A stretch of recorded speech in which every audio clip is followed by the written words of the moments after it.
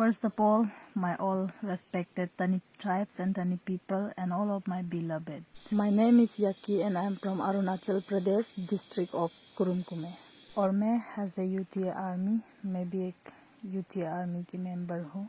और थोड़े दिन पहले जो लोग यूटीए के कैडर्स लोग हैं, उन लोग ने सरेंडर करके कुछ स्टेटमेंट दिए हैं। उन लोगों के विषय में मैं कुछ कहना चाहती हूँ। जिन तीनों का नाम है जुमी क्रिबा, जुनाली बसुमतारी, सेंगसेंग ताओमो। जुमी क्रिबा जिसने कहा है कि वो अपना वक्त यहाँ 1.5 years गुजारा है और इसी समय उसने बहुत लड़ाई वगैरह भी किया है। उसके बाद वो लेफ्टिनेंट का रैंक में था NSNIM में।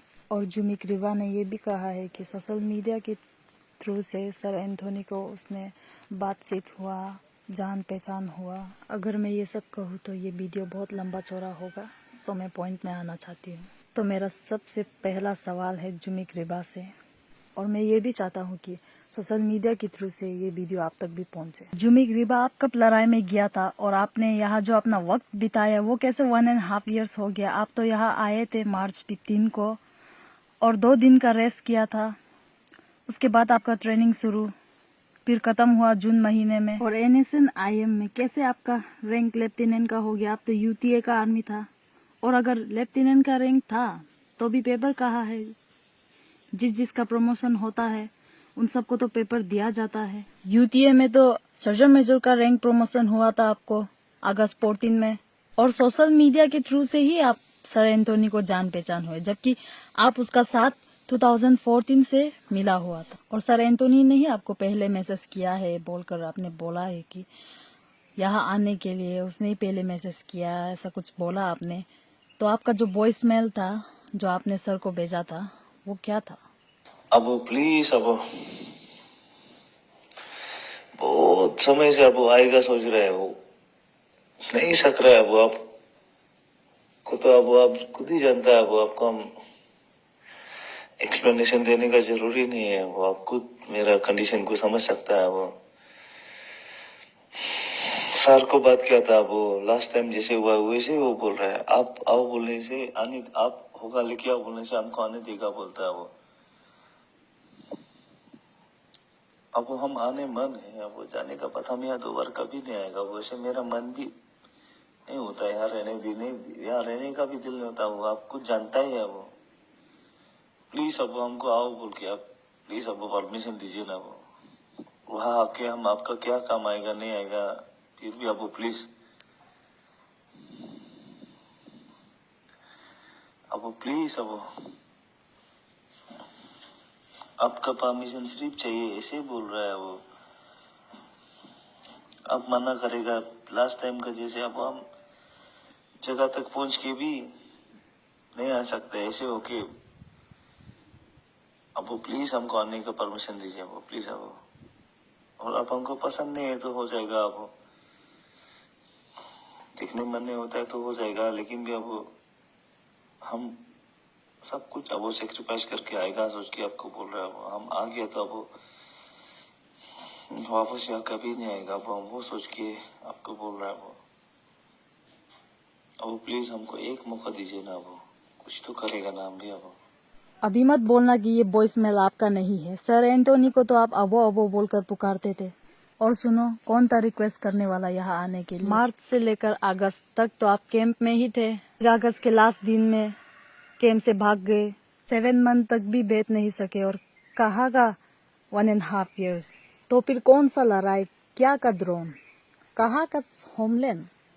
क्या का 35 आदमी 40-50 को गिरा दिया?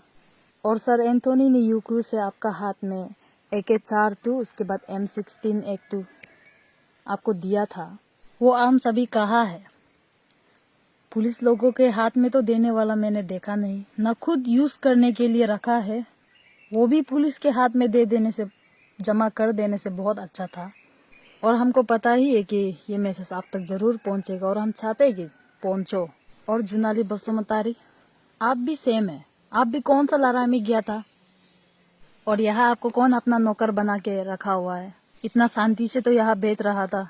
फोन वगैरह भी यूज करने नहीं देते आपको। तो 2 फोन दिया था सर ने, और सर एंथोनी ने ही आपको लेकर आया था ना, हम लेकर आया था आपको। आपको जब हम पूछा था क्या जाना चाहते हैं क्या नहीं जाना चाहते, डायरेक्ट डायरेक्ट बोलो, जब मैंने ऐसे बोला था तो आपने क्या कहा था? हाँ मेरा भी ड्रीम है, छोटा से हम सोचता था कि यूजी में घुसना चाहते हैं, तो हमने नहीं कहा था तो ठीक है तुम ऐसा बोलने से तो हम ले जाएगा, लेकिन बाद में कुछ कंप्लेन वगैरह ऐसा जबरदस्ती की ऐसा मत बोलो बोलकर, तो आप हाँ हाँ हाँ नहीं बोलेगा, नहीं बोला था। और क्यों बोलते कि जबरदस्ती ट्रेनिंग कराए, खुद तो ट्रेनिंग करने मन होके इतना बोल रहा था, और ट्रेनिंग नहीं लेने का पहले भी हम दोनों को एक ही साथ में बिताकर पूछा था करने मन है या नहीं, छोड़ देगा, कोई जबरदस्ती नहीं है यहाँ, तुम लोग करने मन नहीं है तो जा सकते हैं बोलकर भी बोला था। तो आप नहीं हाँ, इसको हमको बेच दो, लेकिन हम तो नहीं जाएगा बोल रहा था। आप ट्रेनिंग से लेकर हम दोनों तो सब साल सब महीना अपना एक ही साथ में ही बिताया है, तो फिर क्यों झूठ बोलते कि कोई यहाँ पे बहुत सारा लोग मरा है, मेरा दोस्त लोग बहुत सारा मरा है बोलकर। कौन मरा है यहाँ? क्या कुछ एक जगह था वहाँ हम लोग लड़ाई किया था, कौन सा जगह में लड़ाई किया था, कब गया था लड़ाई में? हम दोनों तो कभी गया नहीं, अगर तुम जाता तो भी हमको पता होता ना, हमको कुछ पता है उसका बारे में। हम तो हमेशा आपका साथी था और आप भी मेरे साथ थे, तो फिर क्यों झूठ बोलते हैं यहाँ कोई मरा है? हम बीमार तो होता है पर भी कोई आज तक मरा वाला तो हम तो अभी तक नहीं सुना है। और सेंग सेंग ताओमोंग, आप खुद का रिस्पॉन्सिबिलिटी उठा नहीं सकते हो तो जूता आरोप मत लगाओ कि जिसका हाथ में रिमोट टीवी, क्या रिमोट टीवी का बात चल रहा है वहाँ, क्या मतलब है उसका? खुद का रिस्पॉन्सिबिलिटी उठा नहीं सकते आप तीनों, और तीनों का तीनों इतना झूठ फैला रहा है, मतलब पब्लिक को सुनाने के लिए, खुद को अच्छा खुद बचने के लिए जो कर रहे हैं ना, जो जूता से हो रहा है वो जूता से नहीं होगा। झूठ मत बोलो, जो सच सच है सब बोलो। और यहाँ कोई किसी को अपना नौकर बना के रखा नहीं है। और जुमिक रिबा आपने बोला है कि सर एंटोनी तो मुसलमान है, असम का है, तो आप उसको क्यों अपील कर रहे हो कि वो अरुणाचल आए, सरेंडर करे? और आप लोग तो उसका इंतजाम कर ही रहे हैं और गवर्नमेंट भी कर ही रहा है, और वो आसाम का है तो वो क्यों अरुणाचल के लिए लड़ेगा? और आपने तो ये भी कहा था कि सर एंटोनी पैसा को मिस यूज कर रहे हैं, अपना प्राइवेटली यूज कर रहे हैं। पैसा तो सब आप ही ले गया। आपने सर एंटोनी को पहले कहा मैंने 20 लाख जैसा मैनेज किया है, और मेरे सामने आकर आपने कहा मुझे अकेले में मैंने 2 करोड़ जैसा एडजस्ट किया है। तो मैंने पूछा ये वो सब पैसा कहाँ है, तो आपने बोला मेरा अकाउंट में। अगर मेरा अकाउंट तो बहुत सारा है, 4 तो 5 तो है, अगर मैं उसमें नहीं डाल पाए तो मेरा बहुत अपना आदमी लोग है, तो वो पैसा अभी कहाँ है ना? आप ही उसको मिसयूज कर रहा है। आपने तो मुझे बहुत अच्छा से कहा था यहाँ कब तक बेचोगे, कैसा इतना दुख करके बेचेगा, चलो सिटी में जाके आराम से आराम से बेच कर, पैसा है मेरे पास, पैसा का चिंता मत करो। तो वो पैसा सब कहाँ है? वो भी पुलिस का हाथ में हैंड ओवर कर दो। और न्यूज में तो बोल दिया कि सर एंटोनी अकेला है, वहाँ कोई भी नहीं है, तो हम कौन है? हम अकेला नहीं है, मेरा जैसा और भी है, वो लोग कौन है? नॉर्थ ईस्ट के जितने लोग हैं हम सब एक ही फैमिली है, हम सब भाई भैया है। और उसी तरह नॉर्थ ईस्ट का सबसे पहला सबसे फर्स्ट अपना राइट, अपना जमीन के लिए लड़ने वाला नागा था, और आज तक लड़ रहा है और लड़ते ही रहेगा। और भाई भैया का नाते एनएसएन लोग, हम तनी लोगों का, चाहे आदमी 2 हो या फिर 100 हो या फिर 1000, हम लोगों को वो लोग हेल्प कर रहा है। खाने पीने का हो या आर्म्स एमोनिशन हो या ट्रेनिंग हो, ये सब हम लोगों को एनएसएन लोग हेल्प कर रहा है। हम तनी लोगों को अपना भाई भैया मानकर, अपना भाई भैया का नाते उन लोग हम लोगों को हेल्प कर रहा है। और आप तीनों क्यों एनएसएन का नाम को बदनाम कर रहा है? क्या आप तीनों को शर्म नहीं लगता है ये सब बोलते हुए? ना हम लोगों का जो तनी और नागा का रिलेशन है उसको तुताना चाहते हो क्या? और तनी पहले से था और रहेगा, और परमेश्वर ने सभी को अपना अपना जमीन दिया है दुनिया में, उसी तरह परमेश्वर ने तनी लोगों को भी दिया है। और अपना राइट के लिए और अपना जमीन के लिए तनी और नागा एक साथ खड़ा है। और हम लोगों का अरुणाचल का लीडर लोग ही करते थे, अपना आदमी को बिक्री करके खा रहा है। और ये बात हमारे जितने अरुणाचल के लोग हैं आप सब जान लो, और आप सभी को पाया लिंचो।